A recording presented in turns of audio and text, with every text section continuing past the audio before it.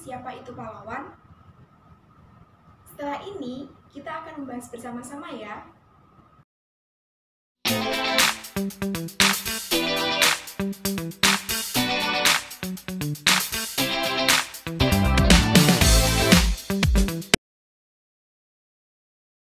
Assalamualaikum adik-adik, perkenalkan nama kakak, Kak Syifa, fasilitator Laboratorium Multimedia Pembelajaran Fakultas Ilmu Tarbiyah dan Keguruan UIN Sunan Kalijaga.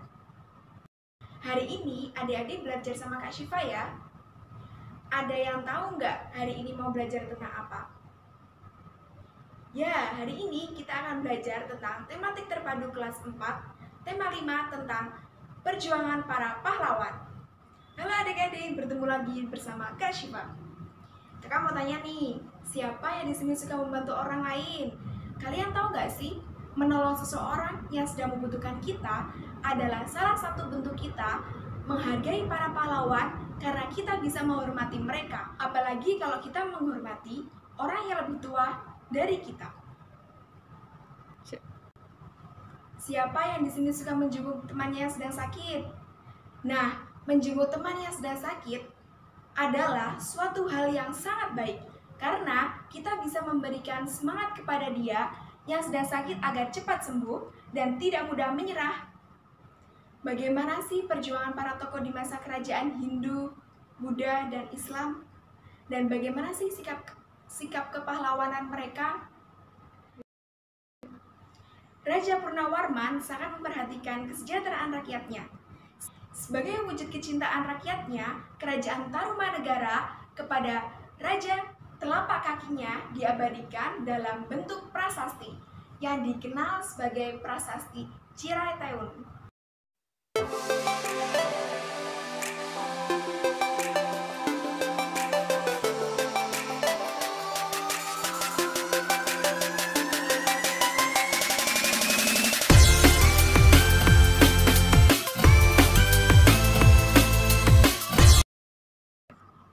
Nah, kalian tahu nggak sih sifat cahaya itu ada berapa?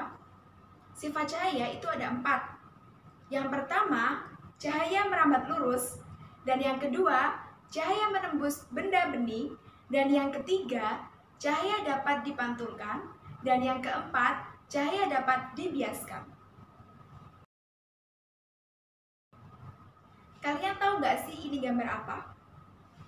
Ya, ini adalah gambar kepala banteng yang terdapat pada sila keempat dalam Pancasila. Nah, kalian tahu nggak bagaimana bunyinya sila keempat? Bunyinya adalah kerakyatan yang dipimpin oleh hikmat dalam kebijaksanaan perwakilan. Maka sila keempat bermakna mendahulukan kepentingan rakyat bersama, cinta tanah air, permusyawaratan, dan demokrasi. Siapa yang di sini suka menyanyi? Bagaimana kalau setelah ini kita nyanyi bersama ya? Kita akan menyanyi lagu Maju Tak Gentar.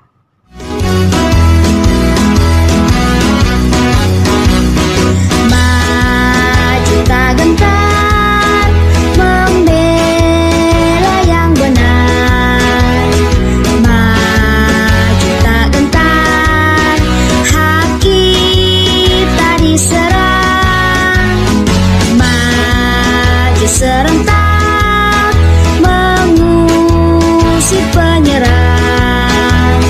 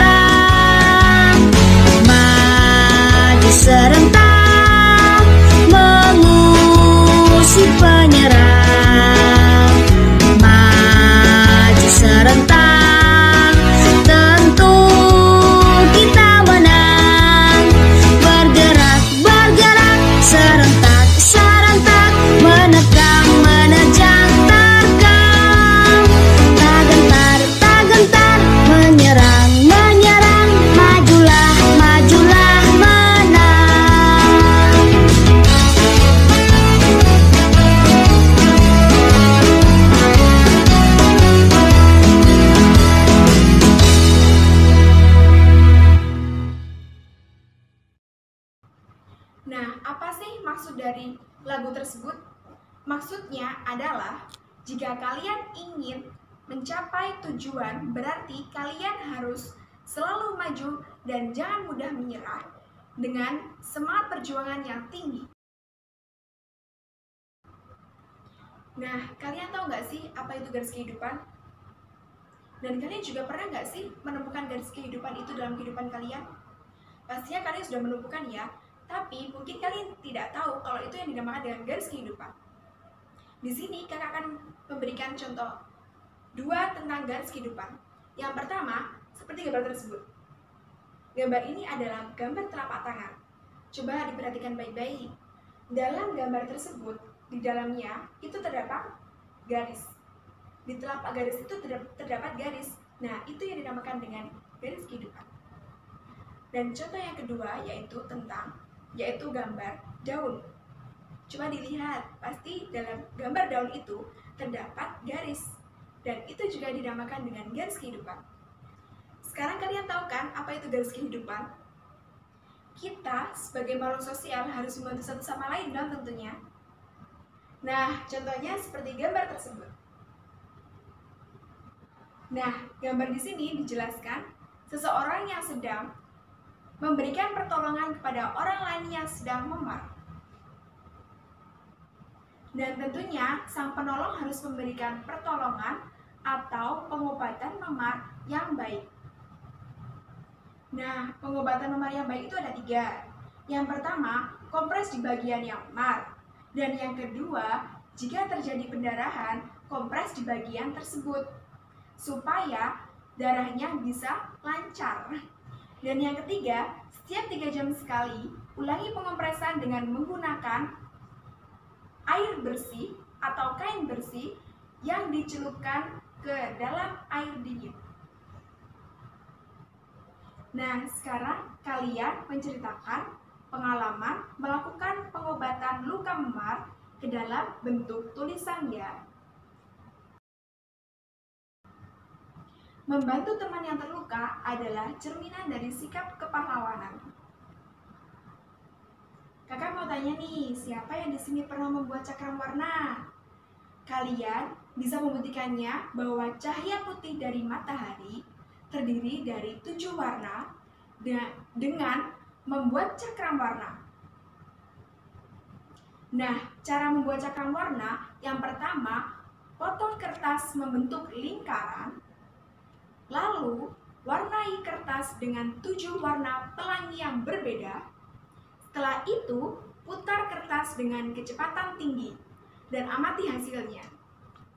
Selanjutnya, yaitu adalah tentang Balaputradewa adalah raja di kerajaan Sriwijaya pada tahun 850 Masehi.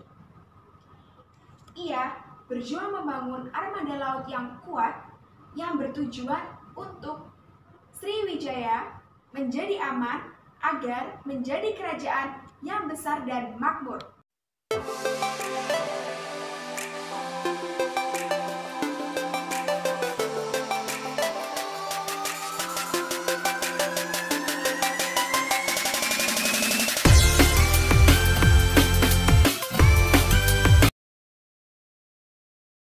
Sekarang tugas kalian menulis ya informasi yang sudah kakak jelaskan. Tadi di atas sudah dijelaskan ya sedikit tentang biografi Balaputradewa.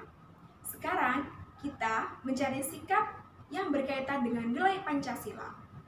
Contohnya, ia sangat memiliki jiwa kemanusiaan yang luas dan baik. Nah, materi berikutnya yaitu tentang garis sejajar dan garis yang berpotongan. Nah, apa sih garis yang sejajar dan garis yang berpotongan? Kalian bisa lihat ya. Ini adalah garis yang sejajar dan ini adalah garis yang berpotongan. Mahapati Gajah Mada adalah seorang panglima perang dan tokoh yang berpengaruh pada zaman kerajaan Majapahit. Perjuangan Gajah Mada mencapai puncak pada zaman pemerintahan Prabu Hayam Wuruk.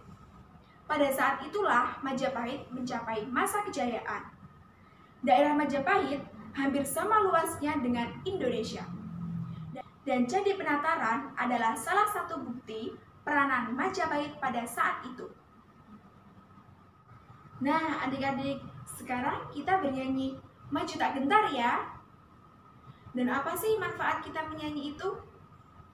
Manfaatnya agar kita dapat membangun semangat kepahlawanan. Siapa yang di sini sudah tahu tentang Pangeran Diponegoro? Nah, di sini kakak akan menjelaskan sedikit tentang Pangeran Diponegoro. Adik-adik, tolong didengarkan ya dengan baik dan cermat. Nah, Pangeran Diponegoro adalah pangeran yang mempertahankan wilayahnya sendiri. Dan pada saat itu terjadi perang Diponegoro. Perang ini termasuk perang yang sangat besar pada keseluruhannya.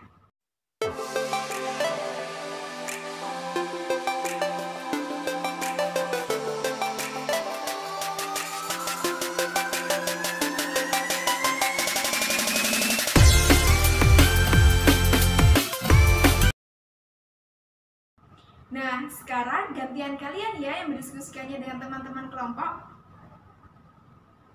Nah, isi diskusinya kalian mendiskusikan bagaimana sih sikap-sikap Pangeran Diponegoro, sikap-sikap yang sesuai dengan nilai-nilai Pancasila. Kalian tahu gak sih kenapa para pahlawan sering mengalami cedera? Nah, kenapa? Karena pada saat melakukan tempur atau pada saat melakukan perang, pasti mengalami cedera dong. Nah, dari cedera yang ringan sampai dengan cedera yang berat.